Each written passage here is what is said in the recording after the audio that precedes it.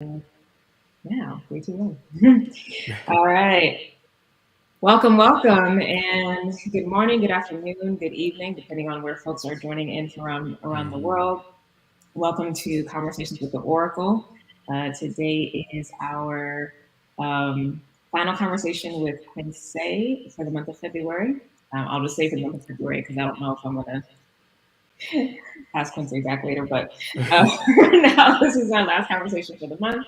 Indeed. And so we were talking the other day about what we wanted to touch on for today's convo, and the topic of going independent came up, and I thought that'd be great for us to end with, because there's that concept and idea can be applied from the micro all the way to the macro.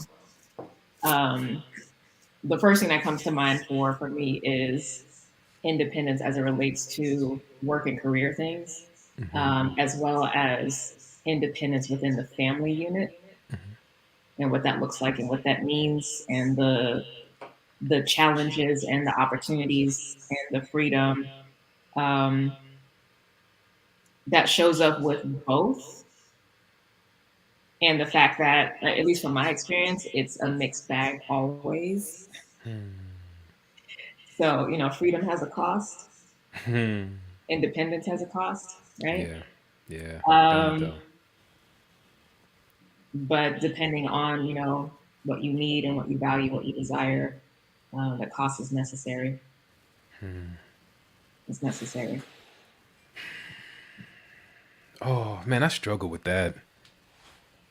Of there being a cost to, or a consequence, I should probably use a different Yeah. non-capital, so a consequence to everything. Well, not that everything has like cause and effect, or everything has a consequence, and you may never experience the ripple effects of the actions that you take. Right. That karma doesn't necessarily work the way that we think it does. And for some folks, they're like, not at all. Right. They're just like, I don't know what you're talking about. But there's something about freedom having a cost, and like the idea that like maybe it didn't have that cost before, and then we started putting something on the table called debt, and somehow now from like the moment that we started being called something like human, right, rather than just being whatever we were colloquially with each other, in community, in ceremony, in everyday social life, whatever we were called then, that now got turned in, that is now what it is to be civilization, society, and of course human. And then of course like this idea of citizenship and all that stuff. But that's when you're talking about going independent. Usually that has like a particular entrepreneurial tone to it, especially in our society. But again, that's getting back to, I wonder, before I even get there, when you say freedom has a cost, it's like,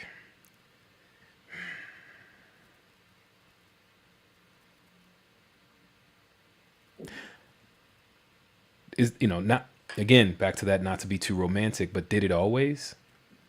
And what was that time before when it maybe didn't, or had a different, it wasn't maybe so, maybe it wasn't violent, maybe it was, and this is just a different style of it? Or I yeah. think the concept of freedom was born out of the concept of restriction and constriction. So, because that's my belief, freedom does have a cost, because we wouldn't have the need for the idea of freedom if there wasn't something that was keeping us from what we are naturally. Yeah. So it's a child's energy, meaning like it's a descendant of something else rather than a core construct or archetype.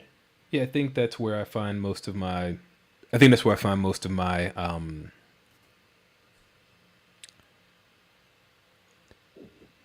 it's something that you had and you have to and you're constantly trying to go get back. And it's something that it wasn't, we can go, we can go into cartography and say that like the idea of freedom to move between spaces, maybe this doesn't occur before borders do. Yeah, exactly. And so, we've been talking about in the middle of, Black Futures Month.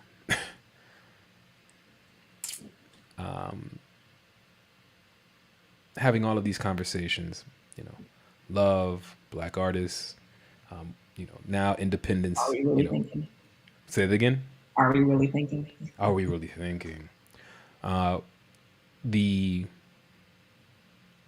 the moment where freedom has a cost of, or it demands there be, because freedom doesn't absolve like of consideration and consent. Freedom is the ability to, and the idea is like, I always think about the airplane. You're now free to move about the cabin as you wish, right? And like that's, you can do whatever you want. But again, it's not freedom from consequence. And also, there's still these rules of engagement and ways in which that, there's conduct and all the rest of these things. I don't know. Just I know where we are and I know what's going, and I'm pretty clear about our moment in this particular time of history as it's being produced right now, and we're going to look back on it. We can look back on the end of this conversation. But I wonder about, and maybe that's just me being like longing for a time where the cost of freedom was the ability to go outside and walk.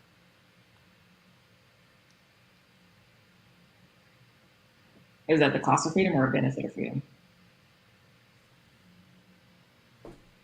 Like energy expenditure and desire.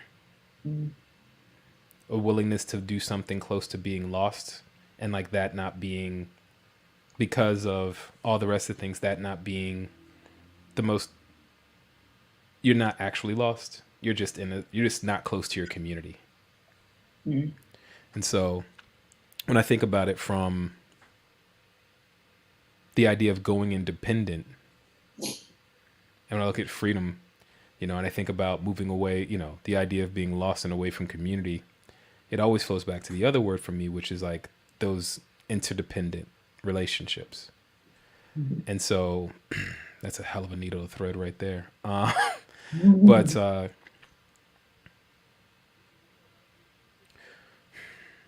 well, let's start with the initial conversation that you mentioned, which is the how it can have this energy of entrepreneurialness, because that literally has been the journey for me, and you also are an entrepreneur as well. And the consequence or the taking on of a different level of responsibility that gets assigned to somebody else when we work for someone else, we now choose to. I'm saying choose lightly because for folks who know my story, it wasn't really like a choice. But we choose to take that on ourselves. Mm-hmm. And so, independence in this regard is not I can do whatever I want and there's no consequences. It's I know what I need to do and I know what I want to do. And if I want to cultivate an experience that's different than what I was getting with whoever I was working for, that means I need to put into practice and to show up for myself in the way that I say that I need and that I would want. And that's on me to do. Right? Yeah. And where we are right now, freedom or the idea of it or independence or getting away from 100% has a cost, has a price. Yeah, maybe that's a better word than the cost. No, I might both. Yeah. Because, that gets back into value. And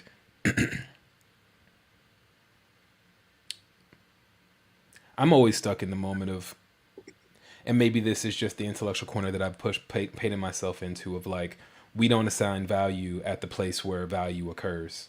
So, you know, value occurs at the end point of the negotiated price. And Mm. so, freedom these days, yeah, in a capital driven system and social system and all the rest of those things, 100% has a cost. Like what it means to the relationships that you'll have, what it means to the way your future will be outlined, what it means to the skills that you're able to produce, what it means to the being that you're able to show up as, which is generally singular. You know,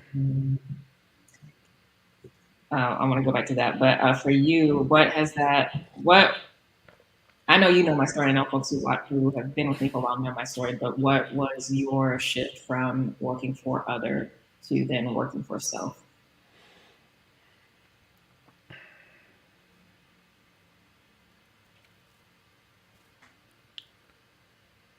Like why? yeah, Why did you do that shift?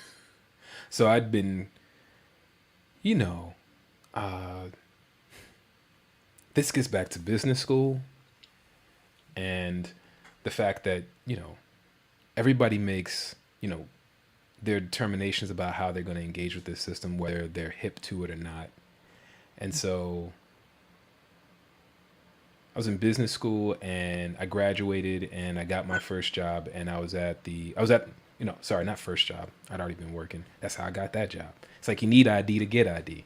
Anyway, so I was first suited up, New York, JP Morgan building, top floor. Well, not the top floor, 30 whatever floor, looking out. Oh my goodness, picked up my cell phone, called my old advisor, was like, this is what I'm doing. He's like, welcome to the next 30 years of your life.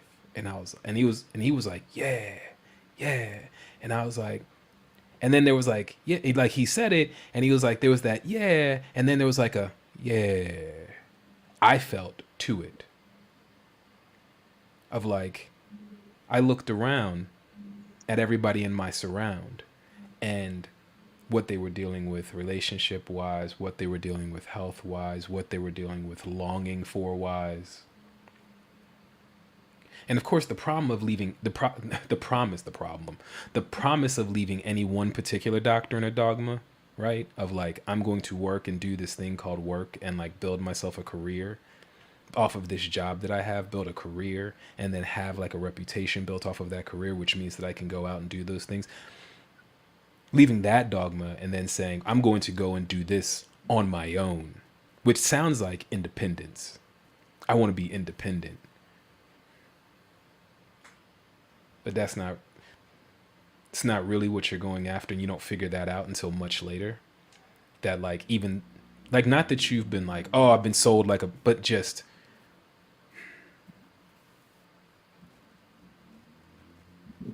where you're going requires so much more skill and so much more responsibility and so much more of who you are and so much more of the people that are in your surround of who you are, supporting who you are and you supporting them.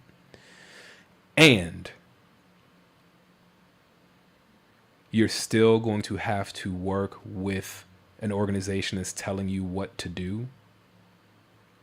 And there's, somebody will say something clever like, oh, you got to work with the bank or the insurance company or the taxes or the blah, blah. Yep. Yep, All of it. all of it.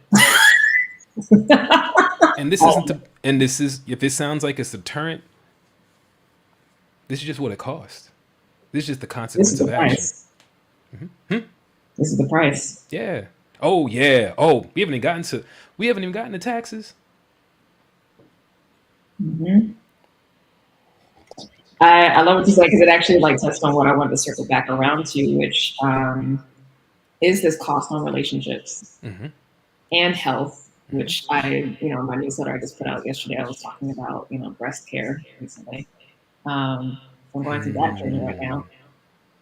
Also on creativity, just like all of like there is a big cost on that. In particular relationships. And I love that you said like it requires so much more of you when you make that shift. Yep. Yep. You. It requires you. That's, and that's where I get into constructions of you and self as being like separate instead of, and or how how that language occurs for most people. But when you when you st-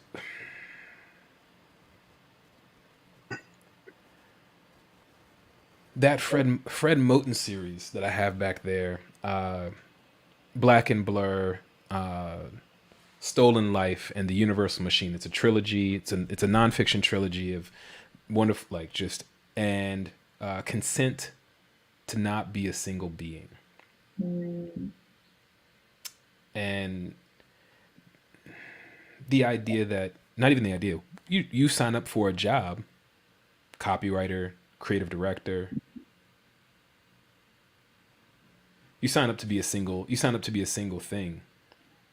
And your job function may have other things attached to it, but generally when you get to your performance review, you're supposed to be doing a thing.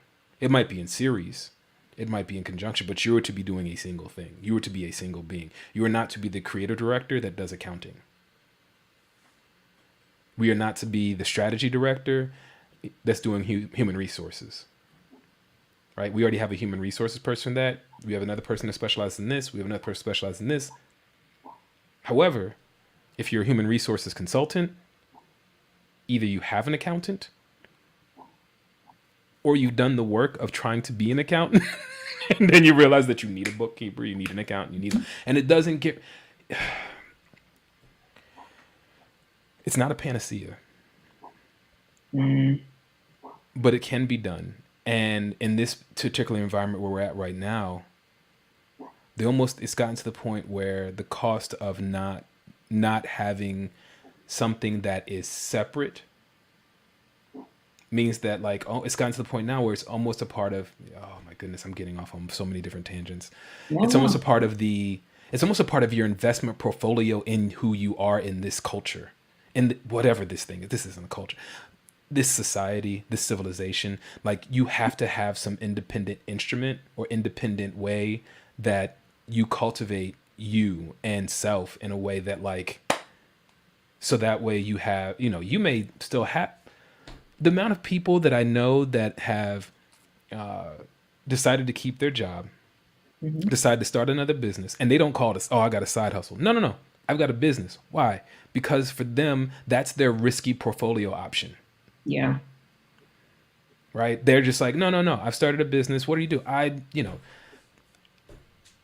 import coffee. I make jewelry. I make, body butters and stuff like that. All the rest of these things. Say again? What's that? Like, we need this coffee cook-up then. Right, exactly. You better watch. Over here in DC, don't let the East Africans, Kenyans, and Ethiopians got the coffee game locked. They know what they're doing. And don't get it twisted. I'm not forgetting about my El Salvadorian brothers and sisters, like, folks. Listen, Africa all day for me. Yeah, no doubt. No question. I'm just trying to make sure that, Africa and Southeast Asia. I'm just trying to make sure that, I got friends, and I'm trying to make sure to honor them as well. And just be like, by the way, I ain't forgot about my Indonesian folk, and I ain't forgot about my El Salvadorian and Guatemala. I ain't forgot about y'all. So, like, and not to say, just because I know exactly who I'm talking to. And, like, it's like the real root of our conversations is our stances on coffee and roast. Right? Oh. And like, the whole month could be just talking about coffee and applying that to all of society's ills. Yep. In our relationships. Look, that's, But back to what you were saying, because I didn't lose track. I was following you. You weren't on a tangent. But there is with our society does, in a way, especially at this point, need to be a way to bring in additional income, and usually that means running a business, and possibly getting it to a point where you can live off of that completely, or it's there to build liquid reserves. Maybe even just to not even to build a life raft, because you don't want it to be that rickety. You want to build another boat. Yeah. because the boat you're on ain't your boat, Yeah. and it answers to a different captain. And I know when you go to the other boat, you're gonna still have to phone in and let people know where you're going and do all that fun stuff. And you can't just. It's not the going independent portion is something that I would almost change it to going interdependent, and that means expanding your network beyond those individuals who are under one particular way of thinking. And when we talk about diversity and equity, right, that needs to occur also in the ways in which we're thinking and acting. And that ain't nothing new, but most of those people that it ain't new for are passing on and going from elders and into transition. So like that way of living, not even being, that way of living, we have it as a way of being. An entrepreneur, hustle culture, productivity, blah, blah, blah, blah, blah. Go to this conference, go to this workshop, right? I want to be a little bit romantic about my grandmother. She had it as a way of living, right? This was just a part of her, this is part of her social life, was being involved in public work. A very powerful woman doing a very powerful public work. Deputy Director of Social Services, when that wasn't a thing that black folk, black women were up to. At the same time, getting involved in other businesses, real estate, etc. Not to put all of her stuff out there, but more or less to say, because I don't want to talk about her whole investment portfolio. She was a wild person. You know what I'm saying? And I mean wild in the sense that in looking at it from an observational perspective and living through it, this was just how she lived. And not to be, and then to let it decay, and then it had costs to it. And then when I look at the way in which the next generation, my elders, right, decided to get jobs but couldn't get the interdependent thing outside of it down, right? So so much of what it was these interdependent relationships that allowed for an investment into real estate, that allowed for an investment or work into product building, and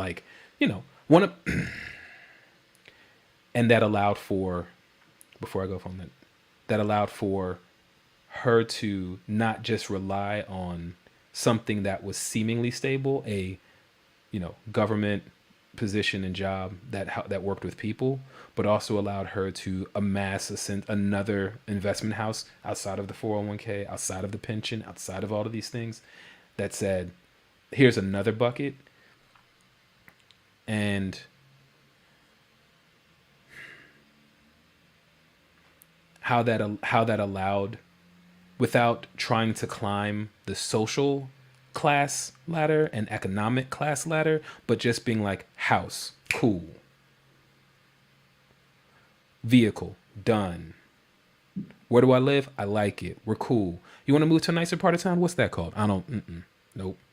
What about over there? Nah, we don't, That's when people, that's where people, everybody tries to get to. No, we're going to stay right here. Mm-hmm. Quincey, never forget where you came from. That's it. Where are you at right now? Where I could buy a house and build a life and a community. Why? Uncle Arthur, my family, friends lived on the street or around the corner or wherever. People drive. How are you gonna, you're gonna call and check on Dot? Nah, they just drove by. Oh, I didn't see your car for the past 2 days. I thought you might have gone down, whatever. Yeah, because that's what, just life. Oh, I got this idea for this thing. You want to come down and check it out? Yeah, let's go down to a coffee shop and check it out. Before you know it, they're involved in some weird buying and selling corn or something like that, because we got and all the rest of this stuff.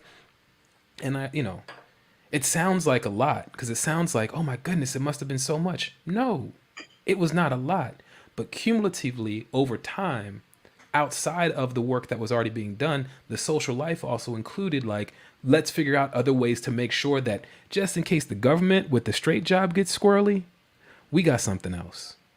Mm-hmm. And just in case there's something else that gets kind of squirrely, we got something else too.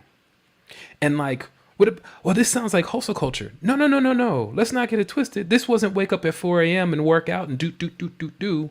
This was, I was coming home and we were just chatting and we just got to go over here and I got to get food anyway. So let's just chat about this thing. And like, maybe, I don't know, who you know that's good with this thing? Oh, yeah, we can do that. Okay, cool. And just, you know, oh, it sounds so casual. Yeah, until you realize who these casual folks were. Ain't nothing casual about these folks. And so, yeah, I'm a little bit romantic about the way in which the I folks mean, planted trees that created shade and space for, and like, I just want to, and not I just want to, but like in the going independence, I want to make sure that like we don't lose that because it seems like we are, because I know I feel it. I feel like we're losing some of that. You're all the way in LA, so I can't just drive. But what are you doing? I gotta send a text message, call. Send it. Say it again. Oh yeah, the tag game. no, well, okay, so Ooh.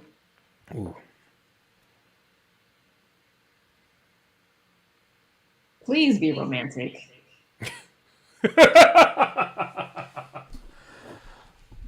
Like, just because that is our Africanness, our Blackness. So then you're talking about a different It's the romantic. romance of life. You almost like so maybe we mean something a little bit. There's a lovely bookstore here called Sankofa, Of and course. maybe we, I said, of course. of course, and that's how we're right there. Anyway, and so like maybe we want something that's a little bit more Sankofic, as in looking back, with respect for, with regard for. So, I mean, I feel like this is actually touching on what came up last time in our conversation. We naturally operate from this place. And I think we have to be careful to not let our own Blackness get sold back to us.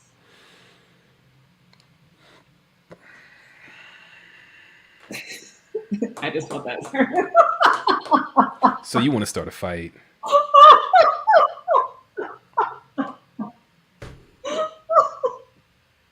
We want to. That's all that's been happening. This is just what we do. Like, how No. are our strategies for this new way of being or another way of being? It's just like, can we just be Black? Because as soon as doesn't matter. Like they tell it to you in business school, right? Barriers to entry. So and then also it happens in as somebody exploits a issue exploits a loophole in the system, a way in which of doing things or whatever. What's the first thing to do as soon as they get there? Make sure to create or fund the creation of laws and legislation to make sure that that's closed up so that nobody else can come in, right? There's now all of a sudden this supplement is FDA regulated, fish oil, right? So like if you made money off of fish oil back in the day when it was unregulated, good for you. Now it's regulated, it costs you a lot of money to get into it, right? And not to say that that's like there's like a pharmaceutical grade of fish oil and all the rest of those things, and that's really great. It creates a great thing. We ought to have had that from the beginning, but we have this other system.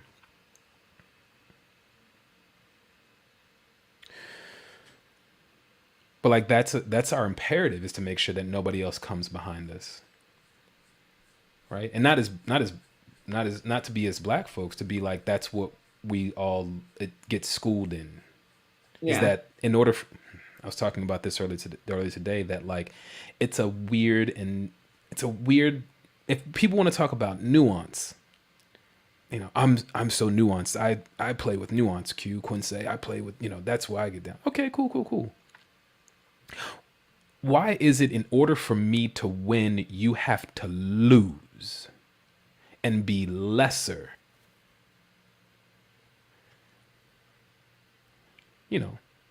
We can have the race and everybody runs it, and the person that passed the line first, they break a world record. Let me not say they break a world record. Oh my goodness. But so do 2, 3, and 4. because that one who came in was running so fast. Well, it's the competition of doing the thing so yeah. That's just inherent and just like, but like ideas like those other three that came after didn't lose. We're all faster now. But because on the back end of it, they're lesser, they go back home and not, they might be celebrated if they come from a culture that's like, oh my goodness, you made it. Mhm. But if they come from a culture like ours,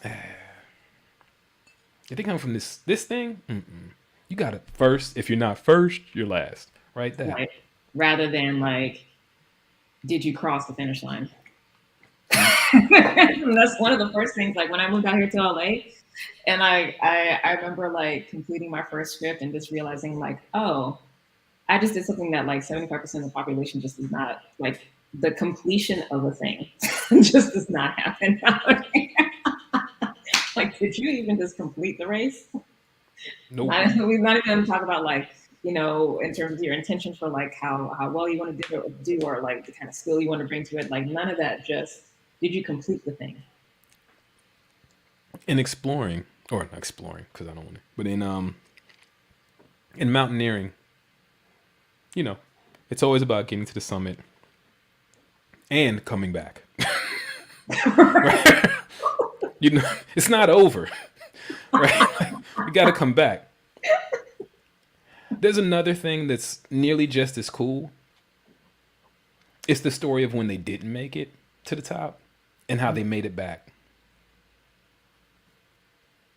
Or how many times they waited it out. And they're like, I have some of those in my stories.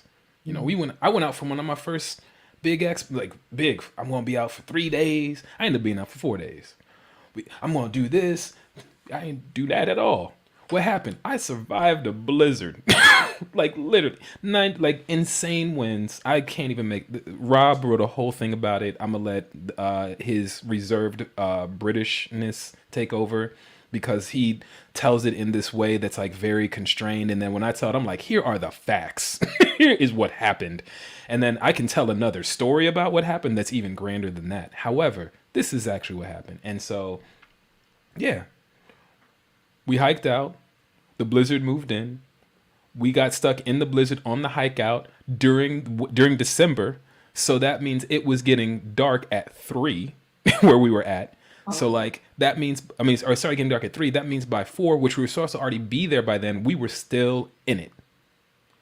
And then we still had to get to the shelter because we could shut down and stop. We could stop right here and just wait it out.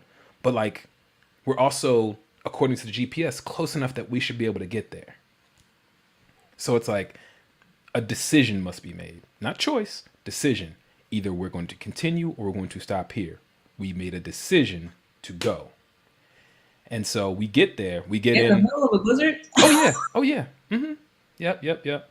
And so I don't even have to check Rob FRGS. You can look him up. Rob Ferguson FRGS. You can look the cat up. An incredible photographer, special, like all the things, like all the starting kit of like what it means to be like that kind of person that's now a photographer and a Buddhist, right? Got it all. Fighter, the whole nine, right? You're just like, oh, okay, I know what you do when you get older. And he's like, this is exactly what I do when I get older. And then we wake up the next day after making it at like 8:30 at night, right? So stuck in this thing, whole thing. It looks like something out of a movie. I can't even I'm like, oh my goodness. Wake up the next day after like being cold, sweating, wake up, do the whole thing, go outside, hike to the top of one summit to look at the summit that we're going to do to like spec it out. And we actively see the weather system moving in. And we're just like, nope, we go back down.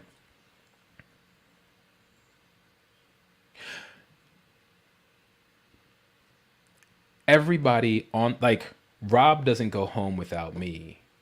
Catherine, who's there as well, doesn't.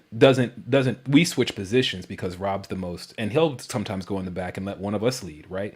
So he's talking about the baton of leadership, right? And how like this always has to be moved around, right? So interdependence is playing even in this idea of like each one of us are on our own journey, but the whole journey is how do we survive this? And Rob knows what he's doing, so like this is no big. No big deal. But of course, that's the headology of like, that's scientific term, headology. But that's like what he's having been. But actually, But actually, right? But like what it takes to like keep a clear head during this stuff of like telling, like we talk about, negative self-talk. That stuff means something when you're trying to survive. You have to think, just move. yeah. We go back down. We can't go. We can't summit. We can't hike out. We just got to ride it out. So we decided to ride it out. We're gonna go out third day. We're just gonna pack all the way out. Third day, it's not worth it. We got to go. That's cute. Another storm? Not only that, well, not so that happens overnight, but not only that, we start hiking because the snowfields are the way that they are. We're hiking down into what ends up being like the beginning of like what I will call a crevasse. It's not actually a crevasse, that's a glacial thing, that's a whole different thing. But we're hiking down, so then we have to climb up a bank of snow, and we didn't bring any ice gear, any crampons or anything like that, because again, had one. So he's like, take your ski poles, da da da da, kick in, and we're climbing up. Like 30 feet. Nothing crazy. Well, I'm just gonna say 30 feet because like I'm gonna tell myself it wasn't anything crazy.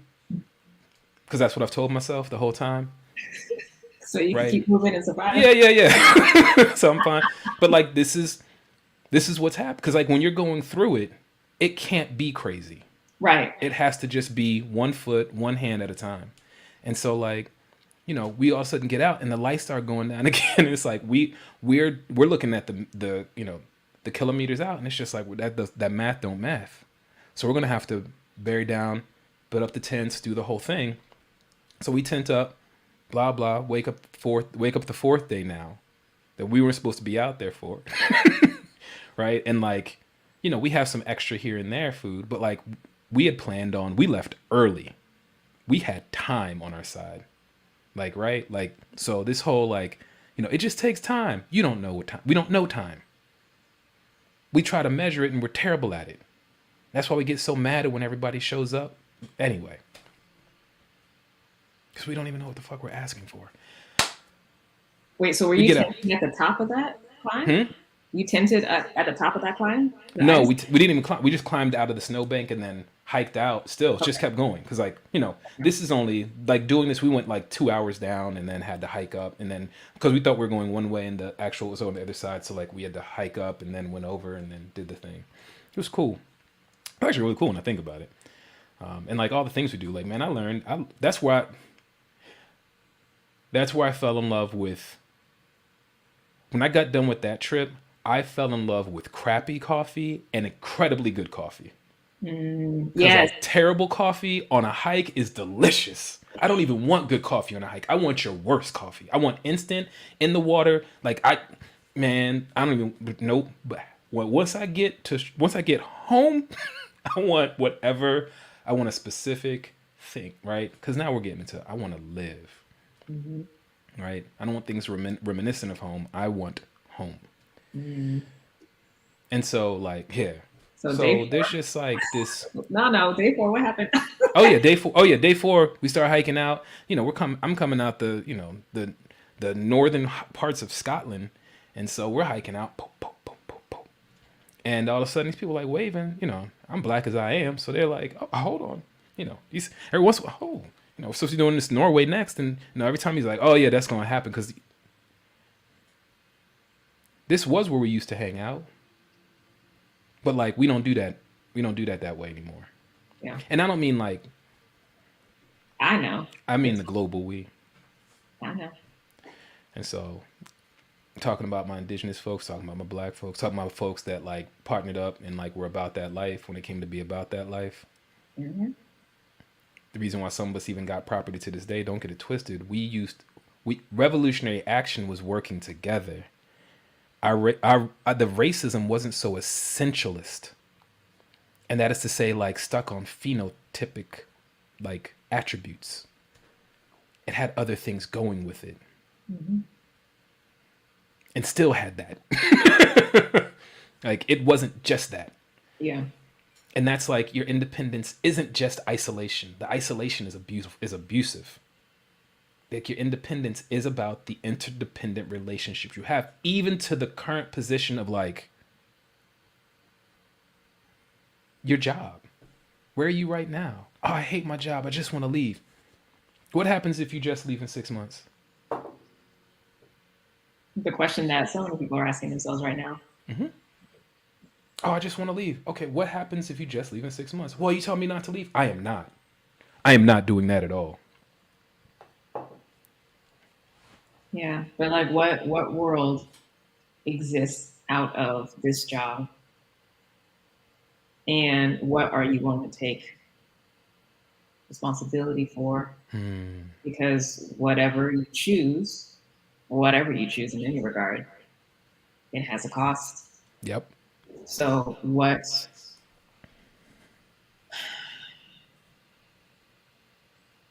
can you live with right now? What can you fight for right now? Are you done, or are you done? When, like, there's stopping, there's quitting, which means you don't have to stop. You're like, no. But there's stopping where it's just like, we're just going to go this way now. And just, this isn't it, obviously. Like, we've assessed it. We understand it. Then there's, of course, when the environment that you're in changes. And like, there's a really good book called Strategy, The History of Strategy, by, is it Friedman? I want to say Lawrence Friedman. That it's a black book, Trojan Horse on the cover, about 800 pages, and it's just called Strategy, and it's or History of Strategy, and it's one of those books that when you pick it up, people automatically are like, I'm gonna get the strategies that got us through. And people, you see it in the comments, you see it in the reviews, you see it in the critical analysis of it. People are like, nope, that's not what this is about. This is to teach you two very important things about strategy. And that is to realize that,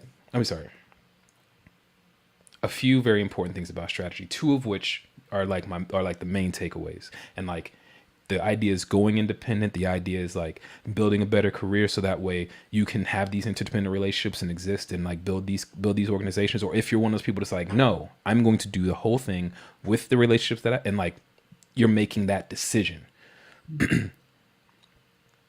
Your strategy is a way in which of using the available resources at hand to achieve a goal, right? That's one definition of strategy.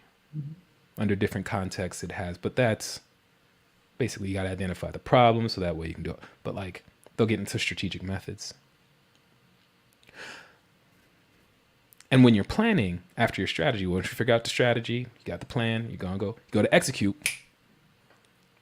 There's two things that make every strategy and every plan fall apart every single time, right? And makes it so that way this endpoint, sorry, I'm like pointing in the opposite side. This endpoint will almost invariably change. You come in wanting to lose 10 pounds. You find out we're only going to lose 3. And you gain you gain muscle, or you're focusing on endurance, or all the rest of these things. You come in to buy this thing, and we're going to do all these things to buy this house. We did all these things to buy this house. And that becomes all the money that you get in order to not buy the house at all. And you end up moving to a whole nother thing, right? Everything changes. And how you apply those resources. Like the actual doing of the two things are, the environment will change. And that can be the weather, right? We had the blizzard example. That can also be the market. That can also be your neighbor and the way they're going in and out of their place. Like the environment by which it was quiet before, and I used to be able to do this one thing called record, and now I can't do it because my neighborhood loud. The environment changed. The energy of the room shifted in a way that like, woo. And that gets closer to the second one, which is the taste and preferences of people. Right? Always messing, like, after the literal physical world that we live in, it's us. And so if these things are always happening, then like the idea that I'm going to stay this course until this thing is complete, The fact that you're able to actually achieve that, that is an exception that proves the rule, which are the rules that these things will change and so will your end goals. So like anytime you're like, I set out to do this thing and I did it. I know somebody dropped out of school and made $1 million and built a huge company. That's the exception.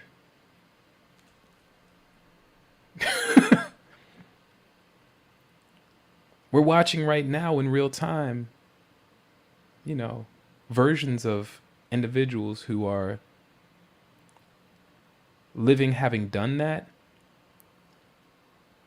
And what happens when you haven't taken care of getting you in order as a part of that? Listen. You already know. You know, we all watching. And like some people are like, judgment. It's just like, no, just pay attention. Yeah.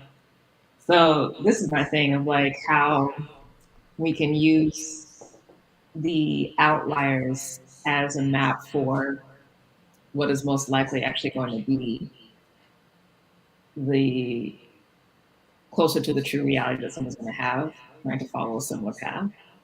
Meaning like, yeah, you're most likely not going to be that person who, you know, generates $1 million company in 3 years. Like, real talk is, that's an exception. More likely than not, it's going to take several years for that to occur, right? But,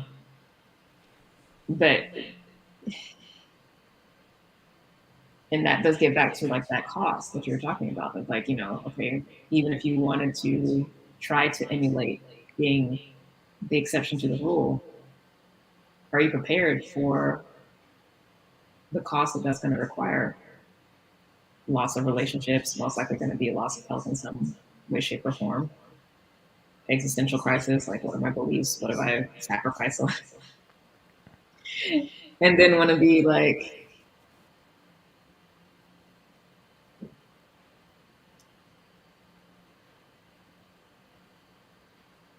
well, let me not be petty. Yeah. So I see that. I see Whatever that. you like.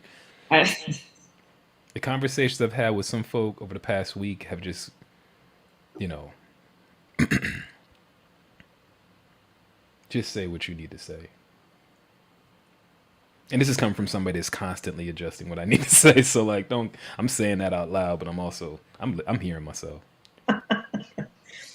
no, it's something, you know, I think that we all have to watch within ourselves because we don't realize we're doing it because it's so much of the culture. Because those who have social capital, notoriety, celebrity, we think automatically are folks that we actually need to be listening to and following, rather than really assessing what are their values. You know, what do their relationships look like? Do I actually want to have my relationship model theirs? Do I want my friendships to model theirs? Do I want my family dynamics? Like what's actually happening behind the scenes? And that always is that's not true. As I've gotten older, I pay attention to that more. Mm-hmm. And that poses a different challenge for me because I'm just like, oh, there's a lot of people who are performing well. Yeah. But who really out here is loving?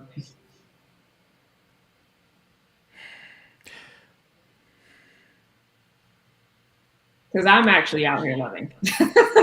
And I'm just like, oh, y'all are, this is clique, not community. Okay. Cool. I remember listening to this lyric and he said, I want to be Scarface without the ending. Not me, but the lyric, he said, I'm trying to be Scarface without the ending. And I was like, that's hard. And I got older and I was like, I want Scarface without the everything. I'm not trying to chainsaw nobody. Like, this is not what I, but what they're trying to say is like, they want the rise to affluence and power without the violence and harm it takes to get there. And like, how can I do that in a much more civil way? And like, who would I be once and like the person you're going to be once you get there. And what I've noticed, and not to be, there's really cool people. There's some really cool people that kind of have all their stuff together. And like, also one of the things they also talk to you about is just like, this ain't about the millions and millions, and this ain't about like where I live. Like that's not the thing. And you know, they'll start making their negotiations with things, and they're like, it's kind of like, and the way I've understood it is it's kind of like, and making it more personal to me, it's very much as though, or similar to when I lost 130 pounds my freshman year college. And my view of the view of how I saw myself didn't change until I was in my 30s. So I was still training and still doing everything, trying to change who I was externally as though I was still that person. And even when I saw myself, it's not like, oh, I still saw that person. It's like, I still had the same feelings about my body as though it were that way. Right. And so, you know, it never occurred that like, this looks like something looks good now, or like that it looked good before, that it was loving. That needs, like, if we had an order of operations, it would be like, who would you be when you're wealthy? How would you conduct yourself? Like, what is that view of when you, and not rich, because I'm gonna be super wooey and be like wealthy. You know, when you have all these things, who would you be when you're wealthy that you're not now? Well, I'd be able to do this and I'd be able to do that and I'd be able to. No, who would you be? Not do. Who would you be? Like what kind of person like takes care of their mother and gives their family homes? A generous person. How can we be generous now? Mm-hmm.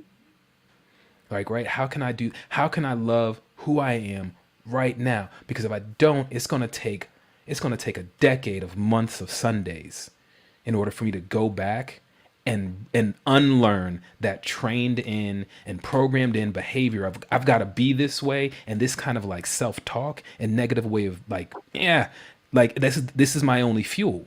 It's like Monsters Inc., you know, screams and cries. Mm-hmm.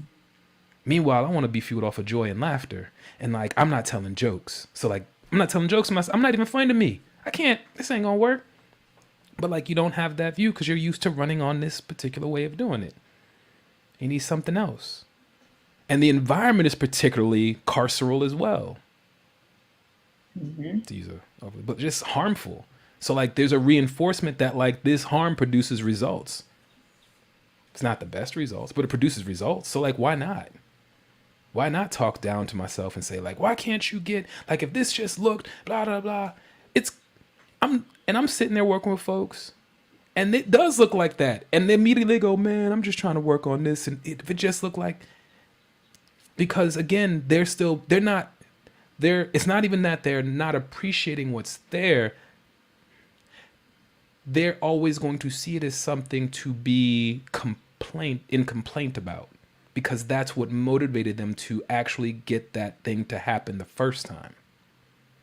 It's like going to Philly. The first place you have a cheesesteak is the first place you have a good cheesesteak is where you think the best cheesesteak is. And that's not necessarily true. Mm-hmm. You can do D'Alessandro's, you can do Stevie's in Northeast. Oh, you're doing, you know what I'm saying? You can do John's until 3:00. Well, really 2, because they shut down the grill at 2. John's roast pork. Yeah, they make a dope grilled cheese, but they do it a certain way. And then, you know, you get in Philly long enough, you realize it's not even the cheesesteak that they do. That's not the move. I'm not even going to tell you what it is. I already said it. So we're good. Don't worry, I'll have Ricardo tell me. Say again? I'll have Ricardo tell me. Oh, look. That's Pittsburgh. You better see. Tell me. Hmm? I'll like find out from somebody and tell me. That's hilarious. Look. I ain't going to look. There's part of Philly where, you know, it's, you know, anyway, I love Philly. Philly's energy is just like the angriest, friendliest city. Most like This if there's a this niggerish. if you could just like, not everybody there, yes. And at the same time, like, You got Dr. Carr up there doing work. You got Jill Scott. You got all these. You got Black Thought. And Black Thought, when you go into his family history, woo, and Black Thought will talk about it. Talked about it on NPR. This is what it's like. This is what it means. Like, that's so. The environment, the things. I jumped over to Philly. My bad.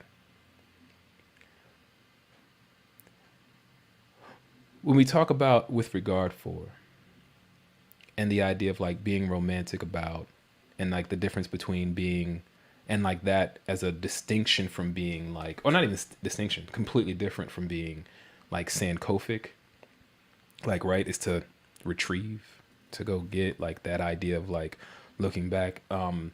Another word is, they'll talk about it in manuscripts, or they'll talk about it in history, like the palimpsesting. And like how the present overwrites the past. But like with the Sankofic, it's the reaching back. And like the way in which you're like, no, be romantic, right? Like illuminate that in story. Like tell that in a way that like does something that inspires people. Yeah. And so like I just went to a magazine publication. Not even about inspiring other people. If the romantic is what is naturally coming up, be the romantic. You are the poet. You teach us how to love.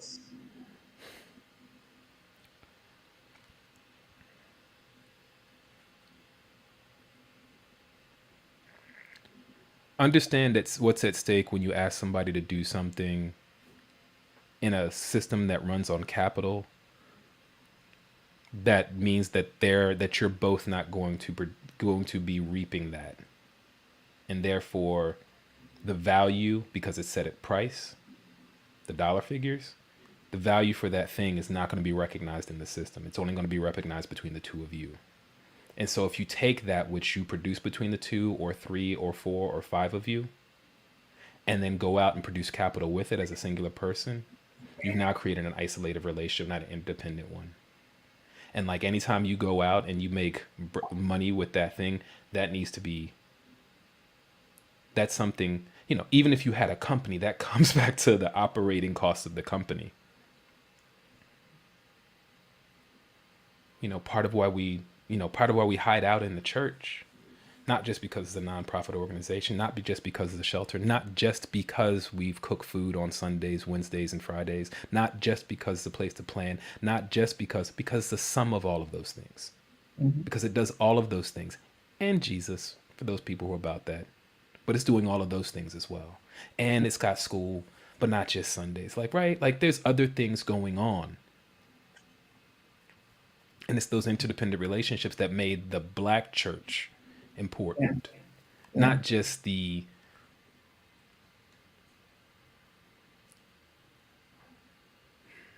interdependent relationships that superseded whatever. So like, and when money got tied in, that went to not what we see now where it's like, it went to people. Anyway, even Iceland got it down, right? Like they gave the money to the people to give back to the banks when they were being foreclosed on. Anyway, you got so you invest in going independent. Oh, we're at our time. Yeah, we are. Speaking of which, I have to be responsible to my independent relationships and head off of here, but this is going to be I hope so. I feel like I've just been rambling for an hour, so my bad. I apologize. You know me, I'm always apologizing. You're my favorite thinker. That's why I brought you on. I'm gonna grab that and put that somewhere. You're my favorite thinker. Just make that on a shirt. Just point it at people. But like, you think I think? We're gonna find out. I mean, if Jynnette the Oracle says. Just assign it to me and I'll take care of it. But thank you for your time. I appreciate it. Much love and blessings and all the things to you. And thank you to everyone else who's joined us for this month. Next month, we have a new guest. Ricardo is going to be joining. What? Yeah, that's going to be fun. So, Did the floetry. All you got to do is say yes. yeah. Indeed. But yeah, everybody be well. Take care of yourselves. I know things are, life is lifing. So do your best, show up as your best every day, and lean into love because that is actually the only thing that really matters ultimately. Mm-hmm. Right. Mm-hmm. Bye, y'all.